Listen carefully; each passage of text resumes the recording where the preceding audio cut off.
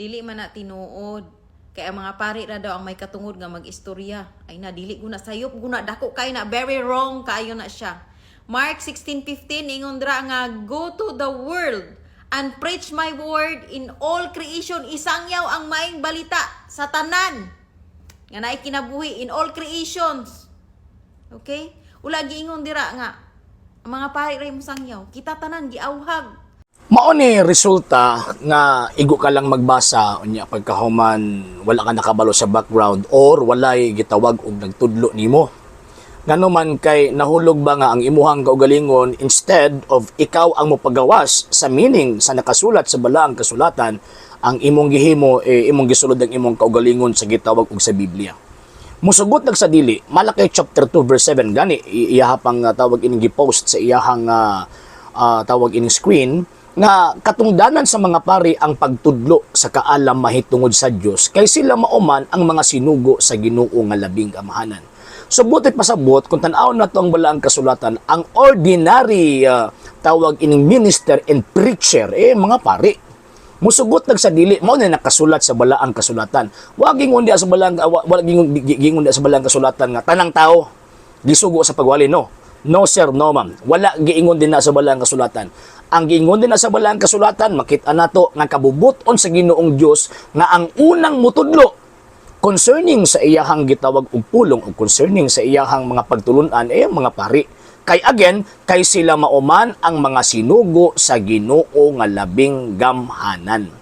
Number 2 point, mga sir ug mga ma'am, kini pag-ingon niya nga ang tanang tao gisugo kay gi-quote niyang St. Mark chapter 16. Actually, kung imong basahon ang balaang kasulatan, kanang pagsabot nga ang tao gisugo, regardless kung mapari man na o dili, kinahanglan connected na dito sa Romans chapter 10 verse 14 to 15. Kaya sumala pa ni San Pablo, unsaon man pagdawat sa pagtuo kung walay magwali. Di ba na pagwali? Nya unsaon man pagwali kung walay pinadala nga magwawali. Unya kanang gingon nga pinadala nga magwawali, referring na ni abtong mga tao nga naay koneksyon sa mga apostol. Kay sumala pa ni San Pablo, bisan gani kami o sa kaanghel magtudlog ebanghelyo nga lahi sa among giwali ipatunglo. So buti pasabot kung naay magtudlo-tudlo, magwali-wali unya pagkahuman dili gani na pinadala nga naay koneksyon dito sa mga apostol or naay koneksyon sa to ang Ginoong Kristo, piki na. Di ba? Piki na. So but pasabot kanang ingon nga tanang tao gisugo, but na. Kaya para ingnon nga mahiapil sa lahat ng gingon ni Ginoong Kristo. Mabot ingon si Kristo nga panlakaw mo. Isang man lang mo referring na sa mga tao nga iyang gisugo. Kinsa man na siya, siyempre number 1 ang iyang mga apostol. And ang iyang mga apostol anudlo nga Revelation chapter 1 verse 6 kay kita gitukod man naging harian sa mga hari o ging harian sa mga pari. So buti pasabot, wala ko supak anang magtudlo, magwali nga tawag ining dili pari. Provided na kanang moong nagwali na ay koneksyon dito sa mga pinadala. Bito kami mga Katoliko before pawalihon na gini pagpandong sa gitawag og pari. Before gitawag og patudloon, before nga manalipod sa pagtuong Katolikan na ay basbas sa mga pari, pandungan sa mga pari aron legit ang among pagpanalipod sa pagtuong Katolika. And by virtue of our confirmation, kundi manggaling gipandungan sa mga pari, na ay gitawag og basic foundation concerning sa tawag ining pagkapinadala mo nang samua sa panahon nga diin na gikumpirmahan mi diha anang panahon na gipandungan mi sa mga obispo aron paghatag og dakong katungod nga mamahimong sundalo ni Ginoong Kristo og angayan nga motudlo og manalipod sa pagtuong Katolika. So mo na sa mga pagtuong Katoliko sa inyo kining atong higalang atong gireaksyonan asa pug kahapon niya gikuha ng iyang katungod sa pagtudlo sa maayong balita. And at the same time ang good kung namo gyud magtudlo nga dili connected sa mga apostol, delikado ang panabot ni ana.